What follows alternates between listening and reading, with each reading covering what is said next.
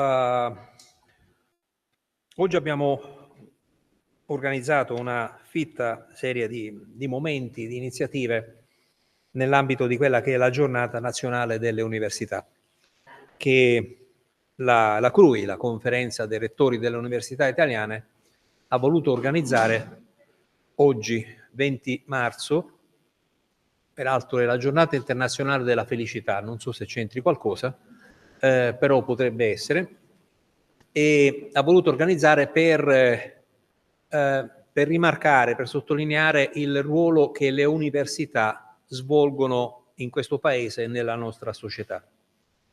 È un appuntamento fisso che organizzeremo tutti gli anni il 20 marzo, proprio perché c'è un'esigenza di svelare, la giornata è quella delle università svelate, di svelare il ruolo che svolgono le università nei vari campi delle loro missioni: la didattica, la ricerca, l'impatto sociale, il trasferimento tecnologico. È per questo quindi che in questo programma abbiamo voluto coinvolgere chi fa ricerca, chi impara a fare ricerca nei programmi di dottorato, chi ci aiuta a definire i percorsi didattici, la nostra offerta formativa e i nostri percorsi didattici. Cercheremo di renderli visibili, cercheremo di mostrare in questo modo quello che le università fanno, che non è solo e soltanto fare didattica e rilasciare un titolo legalmente riconosciuto, come se fosse un'attività produttiva, una fabbrica di titoli, e peraltro, diciamo, produrre un titolo di laurea richiede anche degli standard di qualità, richiede anche un'esperienza, richiede anche una condivisione di un'esperienza, di un percorso formativo. Ci giro attorno e non li menziono e non le menziono, tanto avete capito a chi mi riferisco. L'ho anche in qualche modo detto ieri in un'intervista. Bisogna davvero rimarcare il ruolo e sottolineare una differenza, perché le università come quella di Siena sono differenti, perché propongono un'esperienza di vita, perché propongono l'appartenenza ad una comunità universitaria, perché fra voi vi conoscete e magari avete rapporti di amicizia che resteranno tali per la vita, come è successo a me e credo a chiunque abbia avuto un'esperienza universitaria in questo senso. Altre forme non danno questo e sono molto meno, come dire, hanno molto meno valore.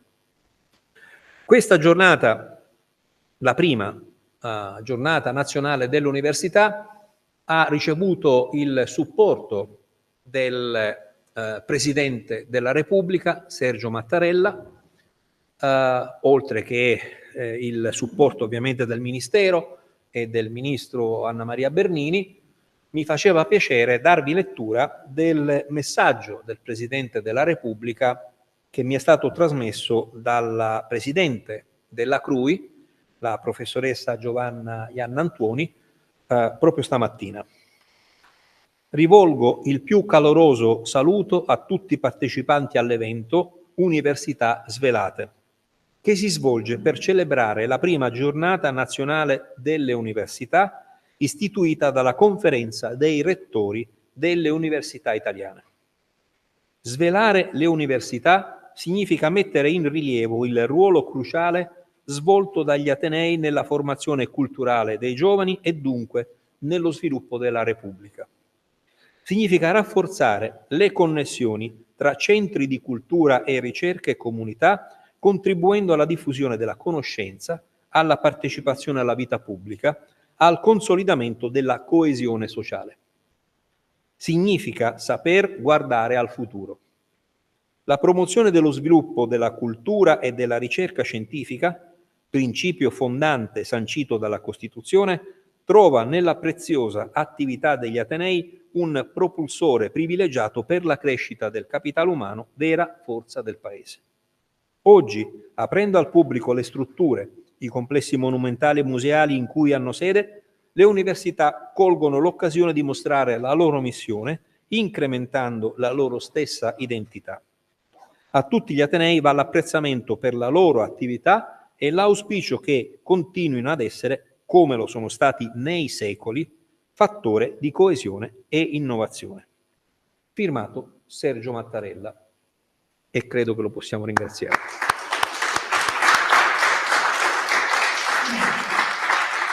Detto questo, lascio velocemente la parola al professor Garulli e a chi si occupa del nostro ufficio dottorato, perché questo è un momento davvero interessante, è il primo che facciamo e che ci connette a un contest internazionale a cui partecipiamo volentieri e speriamo addirittura di vincere. Quindi che abbiamo qualcuno che vinca, perché questa è l'auspicio e l'obiettivo, e quindi se ci riusciamo davvero facciamo un bel colpo. Ma al di là di questo, partecipare al percorso è importante, anche perché, lo dico per l'appunto da logorroico, credo che sia davvero interessante l'idea che se c'è una buona idea di ricerca la si può comunicare in 3 minuti.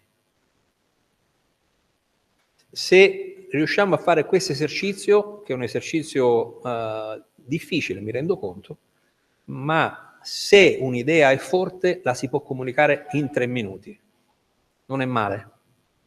E quindi non so quanto vi siete esercitati a stare nei 3 minuti, ma questo è davvero un modo per provare, mettere alla prova quanto è forte l'idea della vostra ricerca.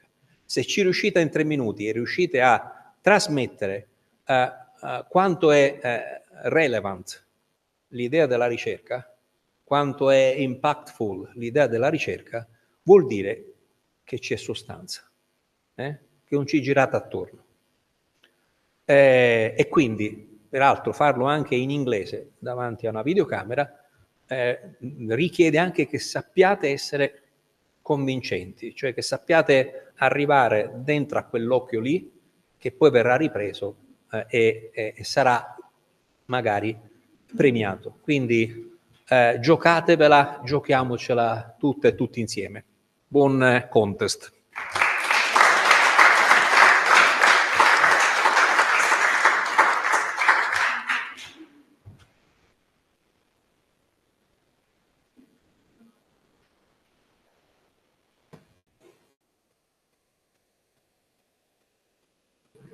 Sì.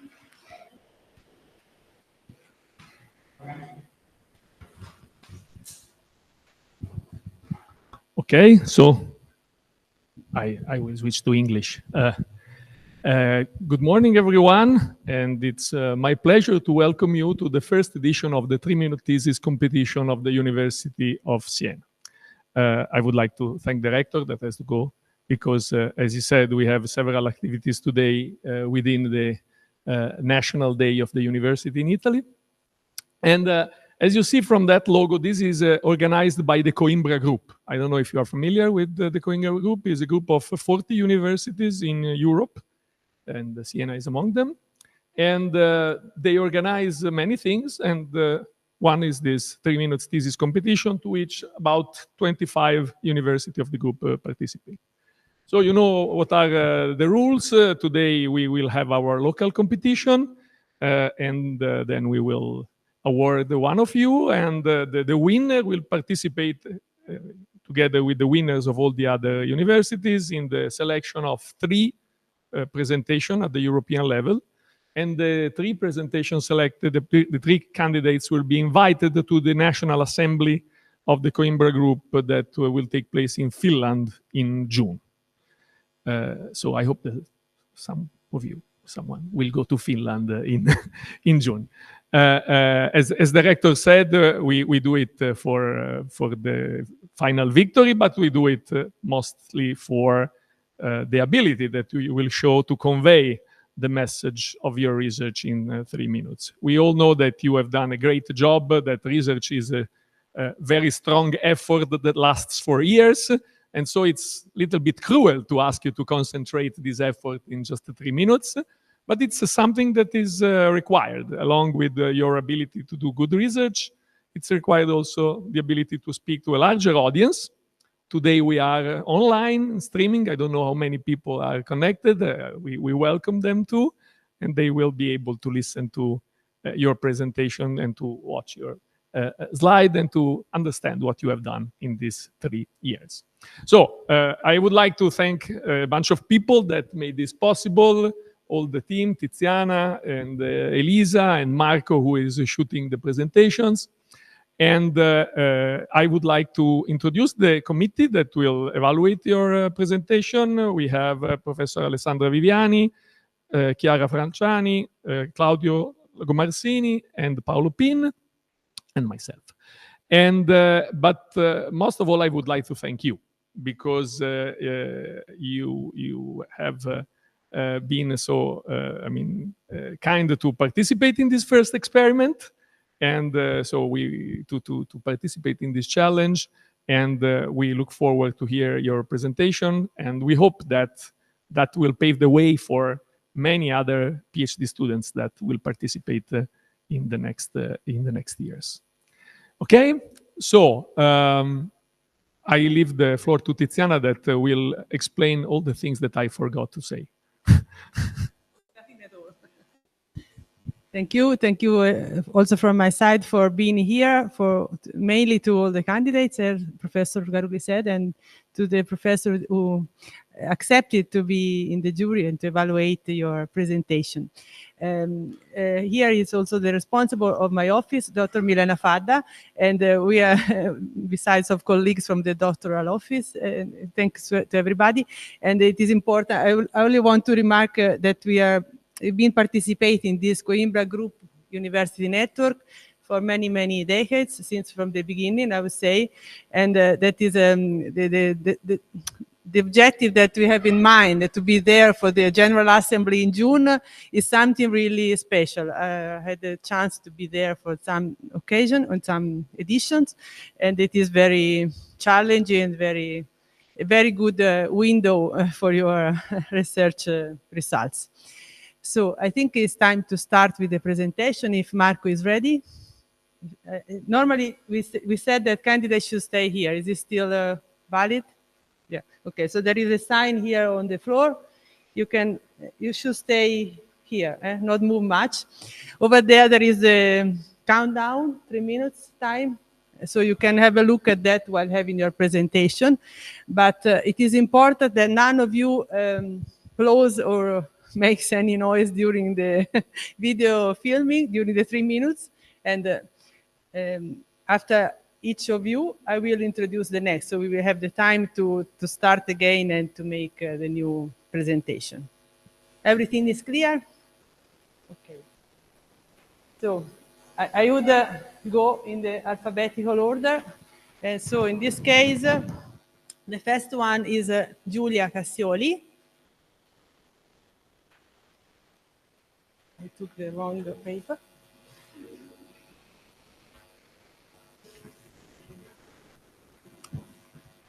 Let's wait. Also, I have to say that each candidate had to send us one single slide that show the main pillars of the presentation. So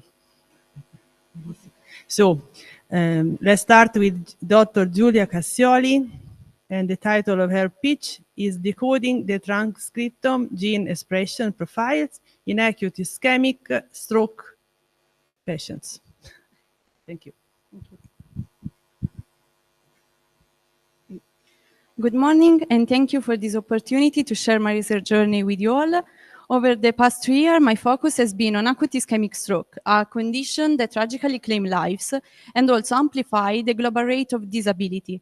It's a condition marked by focal neurological symptoms caused by the occlusion of a cerebral vessel and that demand a urgent attention. Within the vast spectrum of ischemic stroke lie 5 distinct subtypes, each depending on the cause underlying the event, for example, atrial fibrillation and atherosclerosis, and each emphasizing the paramount importance for a prompt classification for prognosis and treatment strategies.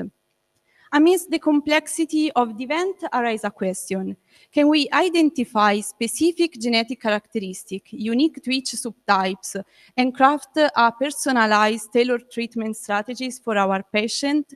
There is where our research comes in. We delve into the world of the omics approach using a transcriptomic approach, which examines all RNA molecules within a cell, impacting cellular function through a wide range of focal and neurological condition. We implemented this method on sample obtained from cerebral thrombi and peripheral venous blood obtained from patients categorized based on the nature of the event. And then we aim to identify disparities in gene expression and in the condition that genes give us different quantity of transcript across different subtypes, and then focusing on biological processes and physiopathological mechanism associated with good and poor outcome in the patient in examine. We notably, we found that atherosclerotic subtypes give us a profile in which immune and inflammatory processes results really higher respect on the other subtypes. We firmly believe that every step brings us closer to a future where stroke subtypes and stroke treatment moves beyond a one-size-fits-all approach to a more personalized medicine. And that we dream that maybe one day stroke can not only be treated but also prevented. Thank you.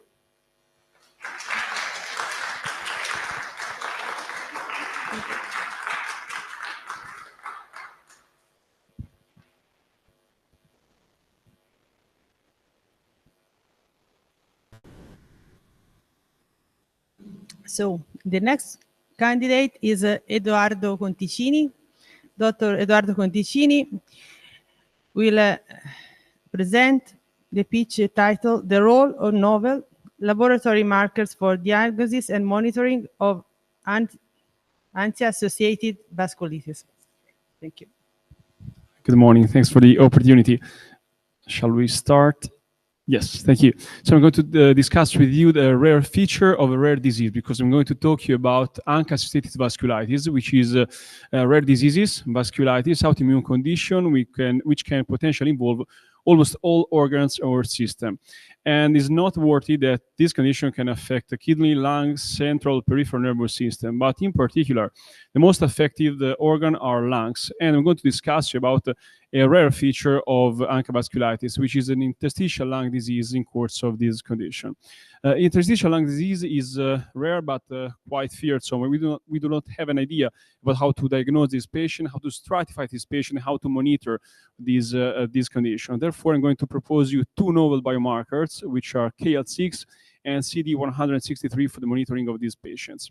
Because when we talk about the interstitial lung disease, and particularly of lung fibrosis in this condition, we have an inflammatory phases, which is mediated by the macrophage activation, and the fibrotic phases, which is mediated by the overproduction of TGF-beta. In this regard, if we have a biomarker, which is CD163, which is secreted by macrophages, we have potentially an opportunity for monitoring the inflammatory phase and therefore to block these phases through the administration of immunosuppressive agents. CD163 has already been proposed for the glomerulonephritis related to the ANCA-associated vasculitis, therefore can be thought to be a pathogenetic role in this condition, but also has been proposed also in interstitial lung disease in course of other autoimmune diseases, notably dermatomyositis and anti-synthetase syndrome. On the other hand, we have KL6, which has already been tested in this subgroup of diseases, and we have already published the paper, a sort of a proof of concept about this biomarker. KL6 is secreted by the pneumocystis and is strictly correlated to the extent of the fibrotic damage. Therefore, if we have a biomarker of an inflammatory activity and a biomarker of a fibrotic damage, well, we know how to diagnose this patient, how to stratify this patient, and when to employ an immunosuppressive agent and when to use an antifibrotic one. Thank you.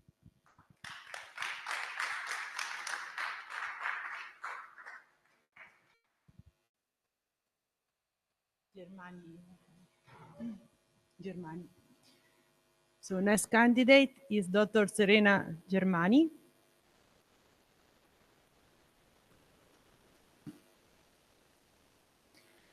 And her pitch title is TUDCA, Supplement for Liver or for Lives.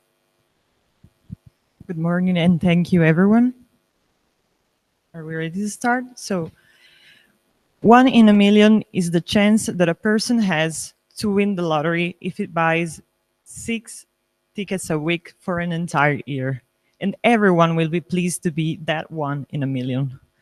But if that 1 million chance is to be affected by an ultra-rare disease, which nowadays doesn't have an effective treatment, will you be pleased to be that 1 in a million? Probably not. That's what happens to SEPION1 related myopathy patients. This is a neuromuscular disorder which is characterized by an early onset of around 2 years of age, and which symptoms consist in severe scoliosis and diaphragmatic failure, which can be lethal if not supported by non-invasive ventilation. So the focus of my project was focusing on a stress condition involved in this myopathy, which is endoplasmic reticulum stress. And the objective was to find a new target for therapy. For this reason, I generated a new model having both the myopathy, the SEPION1 myopathy, and lacking of one of the protein that is involved in the maladaptive response to this stress condition. And this new mouse model showed improved diaphragmatic function, paving the way for a pharmacological treatment able to intervene on this stress condition. And here is where tauroursodeoxycholic acid comes in. This name that seems like a tongue twisted and something very peculiar, with a very peculiar name, is in reality something which we are very familiar with, because it's a bile acid commonly present in our liver that is very special because it's also a pan-ear stress inhibitor. So we treated the mice for 21 days, and at the end of these 21 days, we observed that there was improved diaphragmatic function, and also that there was an improvement in an ultrastructural level. And also in human, this treatment gave improved bioenergetics. So I will leave you with this question. Is TUDCA a supplement for liver or for lives? Thank you.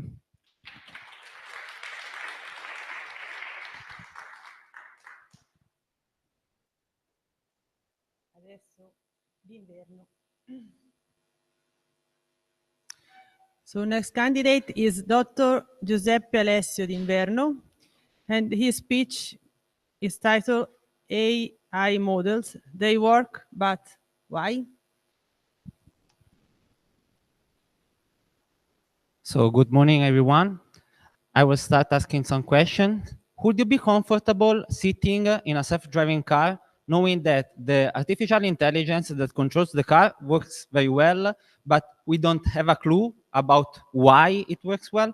Or would you trust a diagnosis of an AI-assisted medical tool, being aware that nobody can tell you how the prediction was retrieved. So this is the core issue of deep learning. We have plenty of black box models that perform astonishingly on a wide variety of tasks, but most of the times we don't really catch the mathematical logic behind it. And as we all can understand, this is a risk we aren't allowed to take in many cases. So that's where mathematicians like me have been coming in help in the last years. We aim at providing some theoretical analysis to guarantee that neural networks will actually work always as empirical evidences show during their testing. With such guarantees, indeed, AI models can be safely integrated in real-life applications. In specific, my research have been focusing on the so-called graph neural networks, AI model capable of dealing with the structured data such as road networks, social networks, or molecules, and they have been successfully applied on tasks such as weather forecasting, traffic flow prediction, or even molecule design. In my thesis, I have proven that as long as a graph neural network is built well enough, it is able to perform on any task on this type of data, even if such data are time dependent, so are changing in time. Nevertheless, it's not that simple because graph neural networks, as all neural networks, are trained on a specific set of data, and their ability to generalizing outside this training set, so on unseen data, is not straightforward. Indeed, I've also proven that if the number of parameters of a graph neural network is too big, it is likely that its ability to generalizing outside of this training data would be compromised.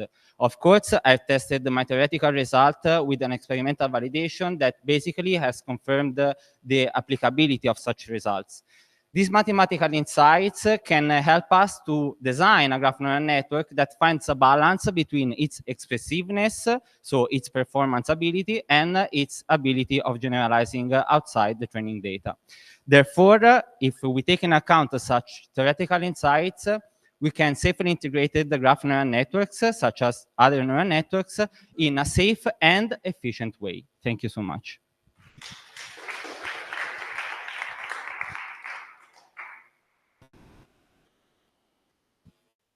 So let's go ahead. Medaglini. So next candidate is Dr. Alessio Medaglini. His speech is titled Object Detection and Tracking for Multi-Sensor Autonomous Driving Systems. Thank you. Good morning, everyone. Autonomous vehicles will be the next most disruptive revolution in the transportation field. For this reason, they promise to have a future with humans that are no more worried by traffic situation. We will have also reduction in in air pollution, and also in the reduction of the accident on our roads. To make all this possible, during my research work, I have tried to investigate some different aspects that make possible to have an autonomous vehicle. In particular, I started from the performance of the vehicle, because this kind of system require very complex algorithm that must be executed in real time on very low power embedded platforms. For this reason, we have developed some solutions to improve the performance up to 5 times in order to make it possible to be aware of the environment around the vehicle. Then we investigate the possibility of improving the safety of the vehicle, because of course an autonomous vehicle cannot fail during its operation, and we want to prevent them by applying an innovative procedure that aims to investigate the working of the system from the internal. So we will check the internal behavior of the system, verifying its operation, and raising a flag if something unexpected is happening that will lead to a system fault. Lastly, we have developed a procedure to evaluating where the system will be ready to be deployed on the field, and how we can steer their development. To this aim, we have realized a synthetic software tool that is in charge of designing simple and complex scenario using a very easy to understand language, human readable, and in this way we can provide to the system some synthetic data that are generated in such a way to emulate the behavior of sensors. In this way, we can produce some results that can be then analyzed automatically by our tool combining them into synthetic reports where the more important information are summarized by key performance indexes defined by the user. Thanks to our work, the autonomous tramway in Florence is ready to be deployed, and we hope that in the next future many other vehicles will be autonomous in our cities. Thank you very much.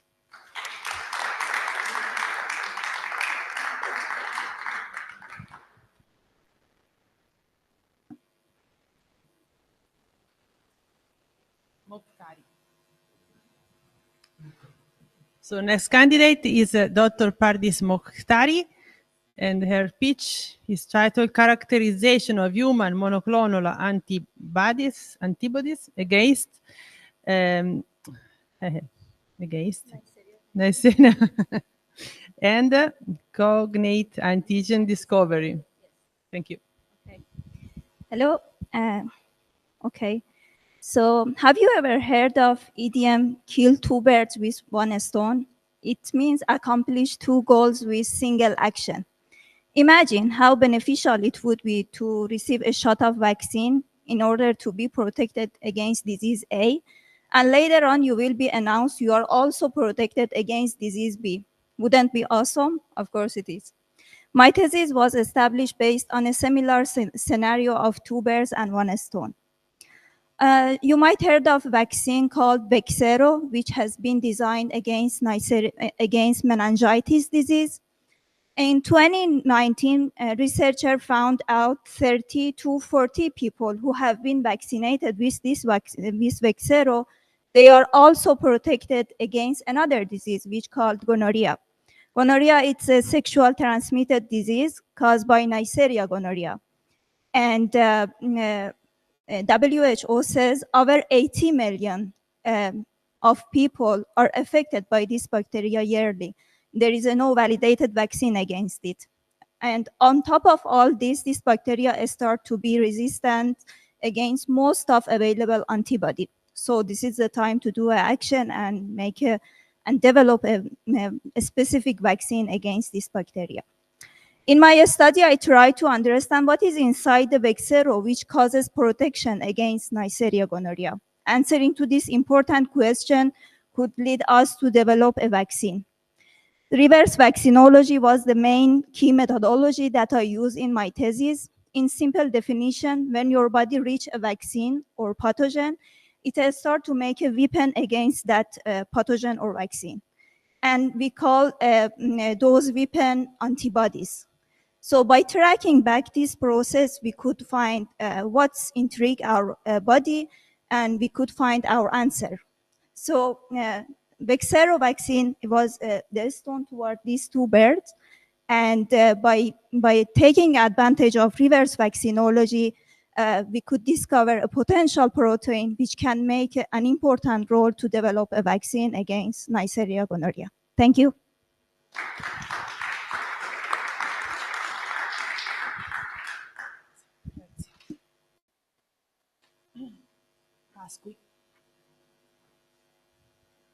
So next candidate is Arianna Pasqui, and she has very long title.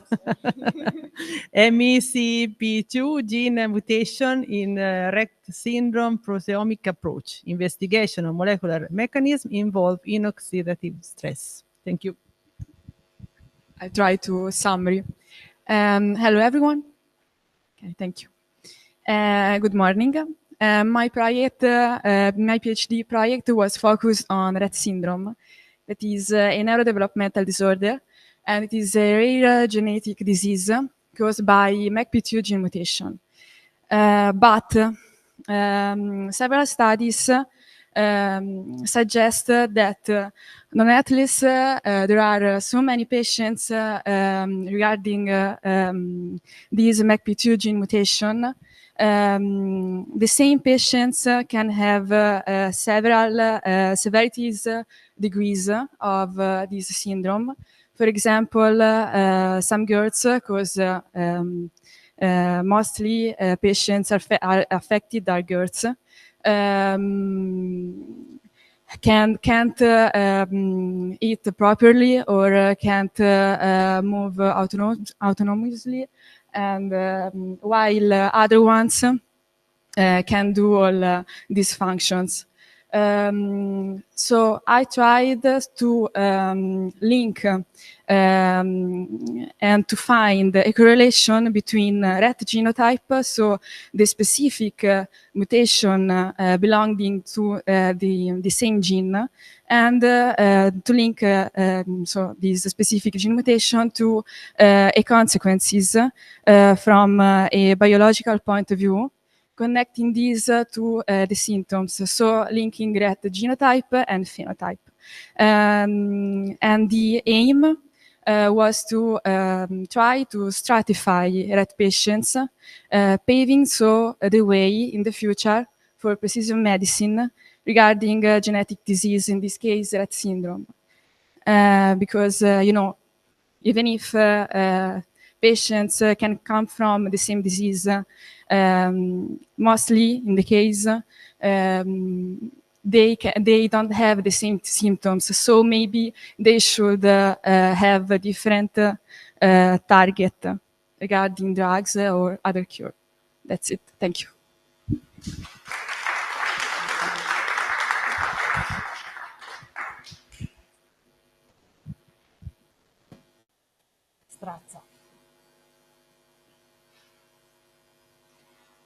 So now it's time for Dr. Veronica Strazza.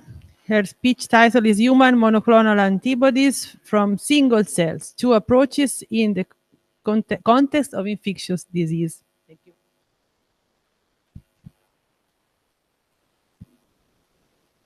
Good morning. Today we will speak about the generation of monoclonal antibodies from single cells in the context of infectious diseases.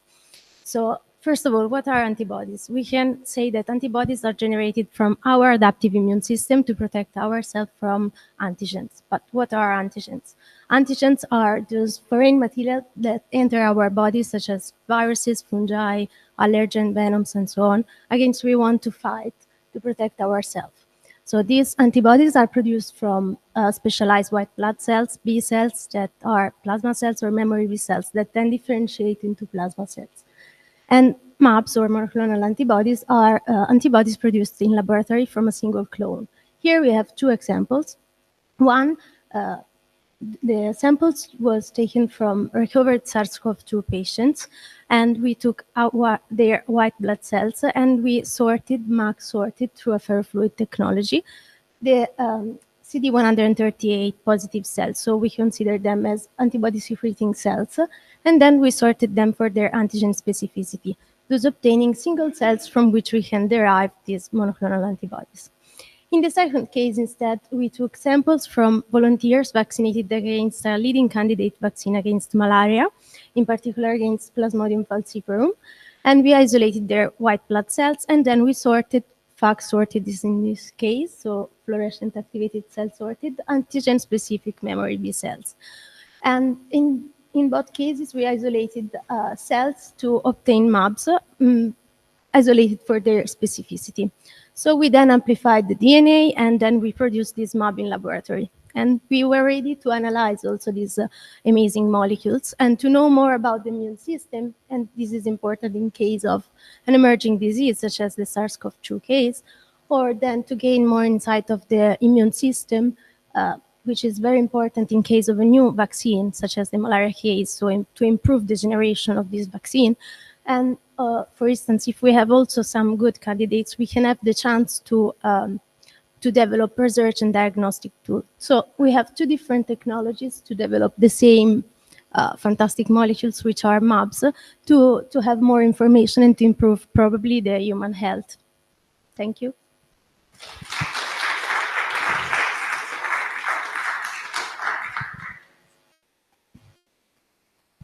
Villani.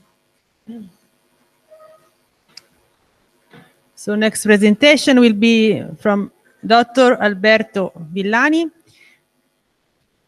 toward a mechanobiological treatment of cancer by wearable robotics. Hello to everyone. Tumor and cancer are the most leading cause of death in our days. cancer can affect every part of our body, starting from the limb and reaching also lung, pancreas, and so on. But something strange happened in our heart. The heart is really affected by the cancer, and also the metastases that are suspended in our blood doesn't adhere to the myocardial wall of the heart. And it's a very strange phenomena. And behind this, there are a lot of hypotheses: mechanical stimulation, cancer, proliferation inhibition by gene expression, and so on. But the most promising one is the first one, the mechanical load of heart that inhibit the cancer proliferation. So one of idea today is to stop the proliferation of cancer on superficial tissue using wearable robotics. Basically, the idea is to reproduce on skin affected by melanoma a mechanical load like the heartbeat, and in this way stop the cancer proliferation. The technology is similar to the same technology that we use for virtual reality or gaming. The idea is to renderize the same forces that your heart apply on its cells to the metastasis under your skin. So the same technology that you use for gaming, for instance, for sense the virtual reality to the hand of the gamer, it could be used for mechanical treatment of the cancer. But before to come into this concept, before to design new technology for cancer treatment, it's necessary to assess the validity of hypothesis or the founding hypothesis. For this reason, we start to design very small devices, a sort of miniaturized exoskeleton for mice, to test this hypothesis. So the idea is to realize the small exoskeleton to apply mechanical stimuli on several models of cancer applied into and to inject it into the mice limb. We test several models of cancer, as I already said, and we test several kinds of stimulation. At the end of this, we observe an evident reduction of cancer proliferation and also an inhibition of, in some cases, the inhibition of this. It's some very preliminary results, I know, but it's also a starting point to design a new treatment for the cancer to achieve a new therapy for tumors. Thanks a lot.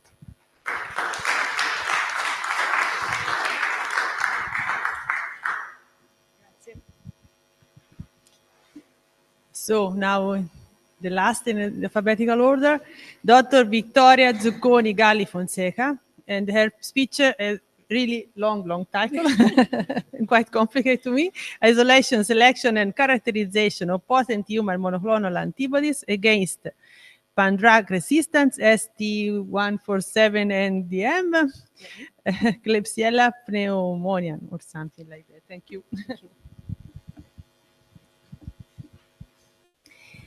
Each and every one of us had at least once in our life a bacterial infection.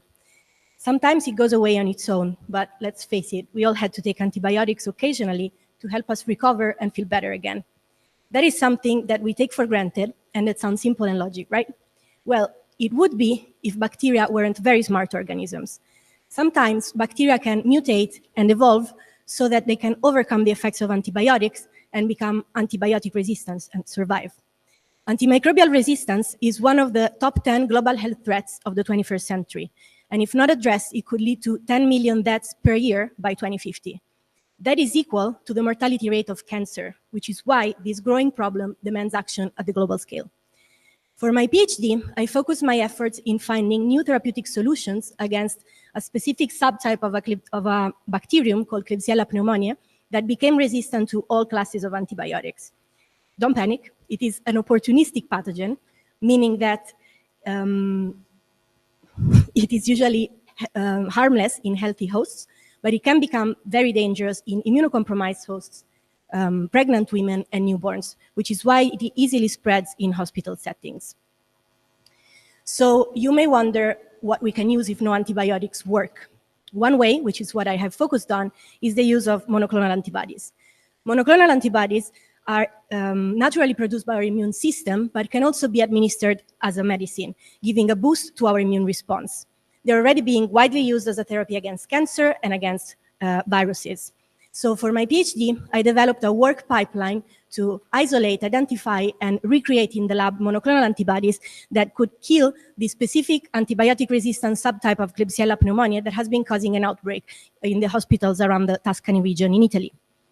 To give you some numbers, starting from almost 20,000 cells coming from the blood of very generous donors that recovered from Klebsiella infection, we ended up with one single potent monoclonal antibody.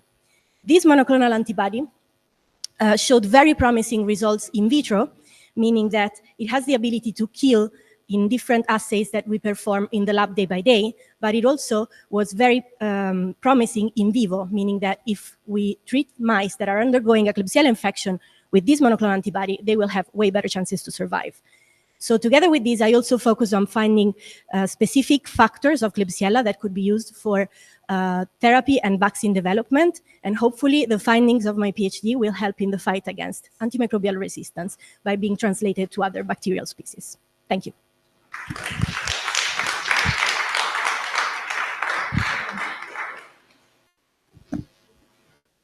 Grazie. Finito. The end. So thank you, everybody. You were amazing, all of you. Thank you, really. And now I think we are a bit earlier than expected in our time. Not bad. So maybe we can move these all to half an hour before. And the jury can, we have a room reserved for your decision. It's upstairs in the Ragioneria floor. And so maybe we can meet again here at 11:30, or is it too early? 11:45? No, 11:30, it's okay. 11:30, so 11:30 is okay. So everybody is free to go for coffee or whatever. That it's online, that we will be back. We will be back at 11:30 with the winner annunciation.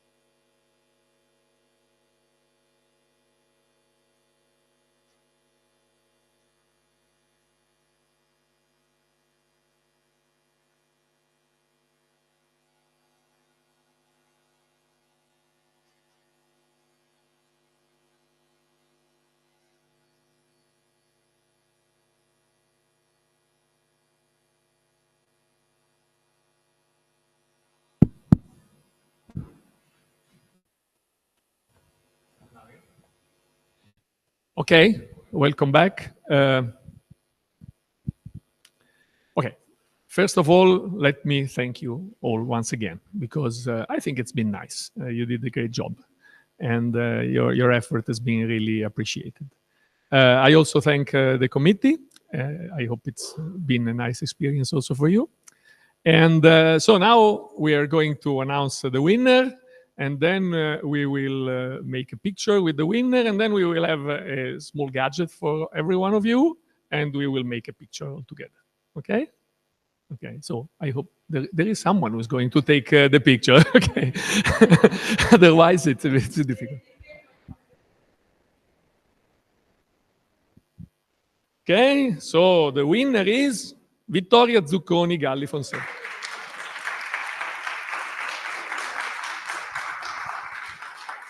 Congratulations. Okay, so I think Cristiano is going to take a picture. I think you have to show it. Okay.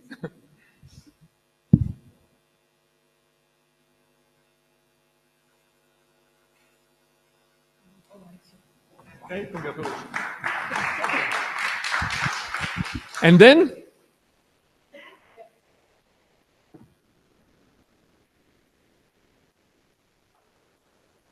So everyone can come here. You will have some...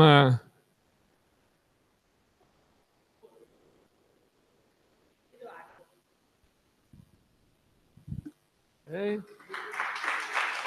You can stay here, so we make the picture.